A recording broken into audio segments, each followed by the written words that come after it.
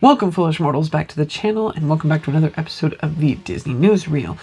So, we just have a couple of stories that we kind of want to go over before getting into about 3 of them that we're going to actually kind of delve into a little bit. A couple of them I know that Anna will be really excited about. I kind of gave her a little bit of an overview on them, so...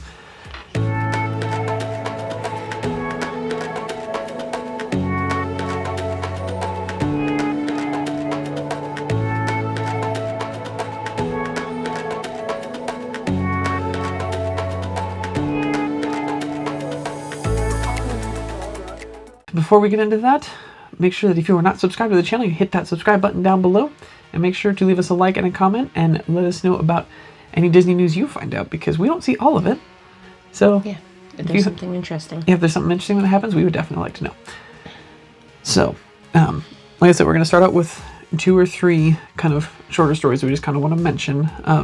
This first one, mostly because meaning that things are still kind of rolling and getting open. The Turf Club Lounge has now reopened with a limited food menu at Disney Saratoga Springs Resort and Spa, and so that's still pretty exciting. Just simply for the fact that that means that things are getting rolling, things are opening up a little more, and that means that Disney World is still on its way, pushing forward with opening. They're not being held back. So it's pretty exciting just to see things opening up. Whenever I see a story about something reopening, it's just generally pretty exciting. So we just kind of wanted to mention that. So if you're a person that stays at Saratoga Springs and you like the Turf Club Lounge, then you're in luck. It's opening back up. The second story that we wanted to mention, I believe last week we were talking about DuckTales, right? About how they canceled DuckTales. Yes, because I had just like a bad week last week. Yeah. Last week we talked about how they canceled DuckTales on Disney XD, that they were going to finish out the 3rd season. That was going to be it. And we had a long conversation about it afterwards, so Anna kind of calmed down. So we were just hoping that they finished the story. But that meant that we weren't really sure, and nobody at the time of that announcement, nobody was really sure what that meant for the DuckTales World Showcase Adventure that they were planning to put into Epcot. Was it going to go forward? Were they going to cancel that and try something different? What was going to happen? But this article says that Disney's DuckTales World Showcase Adventure is still slated for Epcot despite the show's cancellation. So I'm pretty excited about that, because that means we'll still get to have a DuckTales adventure. And even though they're canceling the show, I'm still just pretty excited about that. I'll tolerate it. Yeah. Will you be okay with it if the 3rd season actually like rounds out the story and like it just was actually no? Okay. No. She wants her DuckTales. So, all right. 3rd story. Walt Disney World issues update for New Year's Eve. Pre-recorded fireworks will be available to stream on in-room televisions. What? So, and does that mean it's just pre-recorded fireworks from like last year? Years prior. Yeah. So they're doing this simply because like they can't have fireworks shows. They can't have people gathering, and so they aren't allowed to have fireworks shows. I think it would still be cool if they still did a fireworks show, but they waited until after the park was closed and everybody was out, so people could still see the fireworks. Because like there's a lot of areas like around the resort you can still see those fireworks. Yeah. In a lot of different areas. Well, I just actually reread that, and that's not what they were saying. So scroll down a little bit. What's that? Oh, okay. So it may be that they are going to do it on New Year's because all the parks close prior to midnight. Uh-huh. So they may still do the fireworks. But it says pre-recorded, so I don't think that's the case. It has to be from like... But you know what? They did fireworks testing the other day, so I bet you that's what they're going to do. Is they'll do it sometime this month. Yeah. After the parks close, they'll do firework testing again and record that and show it on the TV. Okay, yeah. I'm sure that's what they'll do, just because of the way they say that. Yeah. But okay. Yeah. And that would still be really cool, because then you still get like, it's not, a pre-recorded from last year or the year before. It would still be from this year. It's just they had to be recorded because of all this. So, yeah, so Magic Kingdom will close at 11, Epcot at 10, Hollywood Studios at 9, Animal Kingdom at 8, Disney Springs at 11. Which actually those numbers are pretty like Really late.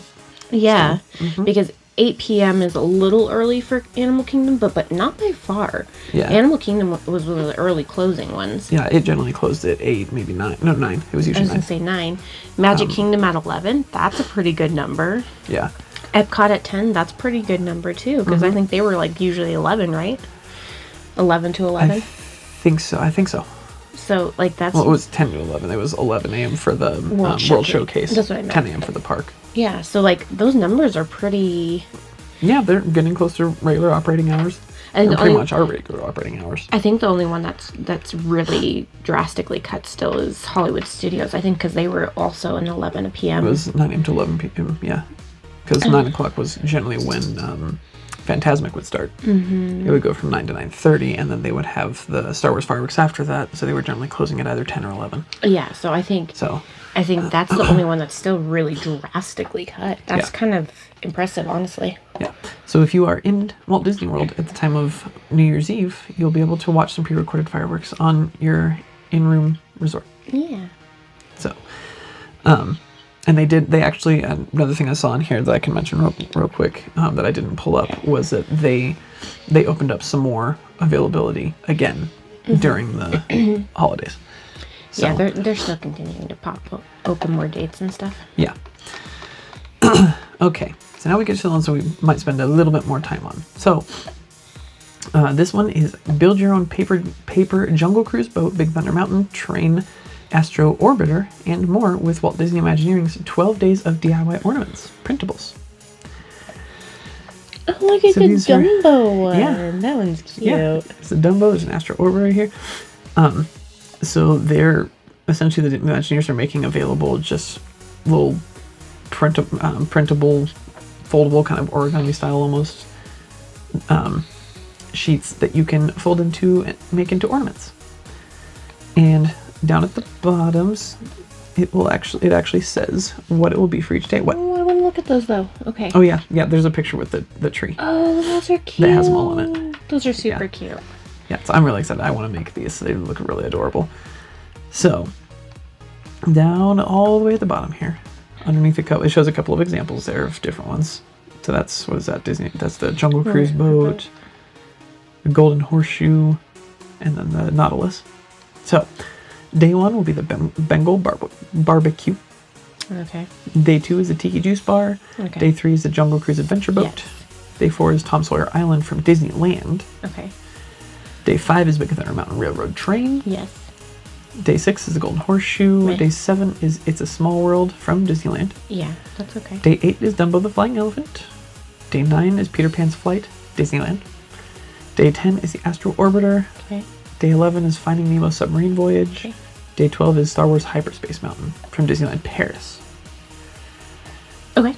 So, and I'm going to leave this page open because you can craft along with this handy PDF. So, Which I assume has all of the... it has all of them. So yeah, I'm definitely going to print those out and try to make those ornaments. we And you could- can color them and stuff. I was going to say we could print a couple copies and then like Aiden could color one and then... Also, there's another part of it. You see how under here there's presents under the tree that you were looking at. As a bonus, there are fully drawn themed sheets in this set that can be used as wrapping paper too. Color the ornaments and wrapping paper to your liking and deck the halls of your home with Disney paper parks. Interesting. So, pretty cool, huh? I like it. I think it's cool. And I like how they're still trying to bring some of that Disney stuff home since a lot of people who are normally there can't be. Yeah. Okay. And this is one that I think Anna will like. Disney legend Tony Baxter reiterates support for redoing Journey into Imagination at Epcot, hints at full-length animated film featuring Figment. I knew that was the reaction I was going to get for that one. I'm so excited. So Tony Baxter has been saying for a little while that he's totally down to do to redo the Journey into Imagination ride with Figment. I don't remember if he was probably in with the third redo because this is the third iteration. Because they had one that they made pretty soon after Epcot opened, and then I don't remember if the Dreamfinder was in that one or if he came in the second iteration. But regardless, they had the second one, which is the song that's on the Disney Classics album. That's what that's from, is the second iteration. Yes. And now they have this current third iteration, and which is not as good, it seems like. From the videos that we've watched of the second one, this third iteration is not as good. Right. So, and it needs to be redone. It should be updated, I think. So, but yeah, and he apparently this article says his idea bag is full, which is a line from the song from the second iteration. His idea bag is full with the possibility of a full-length animated film featuring Figment. That would be so exciting. Yeah. I love Figment so much. He's just such a great, like, child character. Mm-hmm. But yeah, let's see. The original Journey opened on March 5th of 1983. Okay, so that's about a year. Or no, 6 months. Almost 6 months after Epcot opened, because Epcot opened in October of 82. It was like 5 months from opening the rest of the park. Yeah. And so, yeah, about 5 months it was how long it took to open. And so, I don't think we've seen an iteration of the first one. I don't know. The attraction was closed in October of 1998. Dreamfinder was part and of Figment the were an first integral part one. of Epcot. Okay. I knew Figment was. I just couldn't remember if it was the Dreamfinder or if they had a different character. So yeah, no. They were part of the initial ones. That's the one that we've watched videos of. Is it? Yeah, we've watched the Dreamfinder iteration of Figment. Yeah. The attraction closed in October of 98 when Kodak, who was sponsoring it, decided it was time to remove the aging attraction rather than update it. And essentially they said, screw you, and opened Journey into Imagination again in October 99.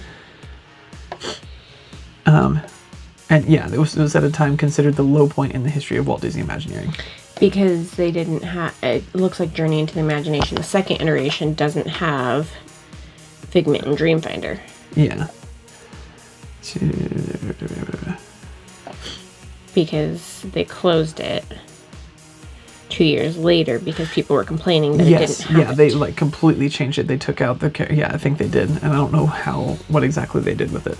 I don't remember if Kevin Rafferty mentioned it in his book, because he was an Imagineer by that point. So the One Little Spark is from the original and then the with Figment iteration. Yes. Well, they both have Figment. I know, but so like, because the original ride was just called, yeah. I see what you're saying. But yeah, and then in 2002, Journey into Imagination with Figment opened to guests who are overjoyed to see Figment return home and to hear the classic One Little Spark song. So, and yes, it does feel like a temporary fix until something could be.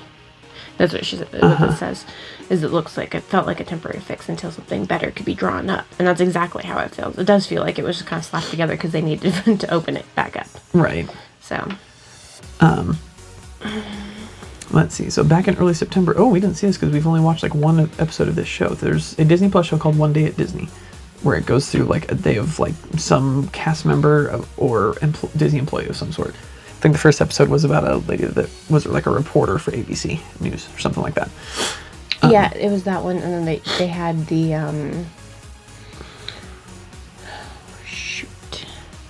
they did two, and that One Day at Disney, or maybe I just watched a couple of them. Never mind. You might have.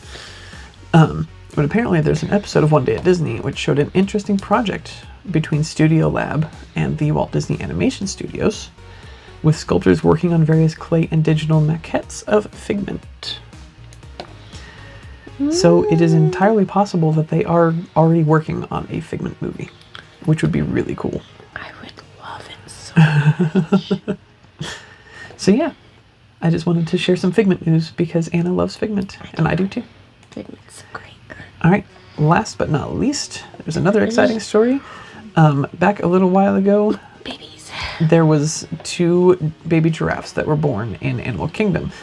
And so giraffe calves joined Kilimanjaro safaris in Disney's Animal Kingdom. Yay. So they are now old enough to be let into the herd with the rest of the giraffes and be out on the safari. Mm-hmm. So what are their names? For photos of the giraffe calves? Maple and Zella. Maple and Zella. So, that's really cute. So they have. Exciting. It's very exciting. Let's see. So one of the baby giraffes was born to Mother Mara back in September, and then the second baby was born in October. And apparently an aardvark was also born in October. They've had a lot of babies these last couple years. Yep. It showed a couple of them on the Magic of Disney's Animal Kingdom show. The porcupine, I think, was one of them. And then the monkey, I can't remember what type of monkey it was. It was the little black monkeys. Can't remember their names. But yeah, they had a little boy monkey as well. So that's so exciting. This is very exciting. We're always really excited to have news about animals, about especially baby animals. So yeah, so that'll be even more reason for us to go on the. I really want to do this part. Yeah, on the Kilimanjaro on Safari. My list. I mean, since now we go to the Denver Zoo and Dobby is not so little anymore. He is really not little anymore. They had, I mean, Dobby is like, what, 2, 3 now? 3. I think he's 3. Yeah, so for those of you who don't know, the Denver Zoo, 2 or 3 years ago, they had a new baby giraffe, and his name is Dobby from Harry Potter. And we were there on Dobby's first birthday. Yes. And it was very exciting. And we always loved going and seeing the baby Dobby. And the baby orangutan, Chera, and the baby gorilla, Whimsy. Yep. So we always like going and seeing the new baby animals. Because even though they're not our animals, there are animals. There are animals. So having news like this come from Animal Kingdom is very exciting for us. So anyways, that is all we have for the news for today. So thank you all for joining us this week, and hopefully we can keep the more positive news coming for next week. Because I'm in a much better mood this week than I was at the end of last week's video. Yeah. So, like I said, thank you all for joining us this week, and we hope that we will see you all again next week. But until then, don't forget to thank the Phoenicians.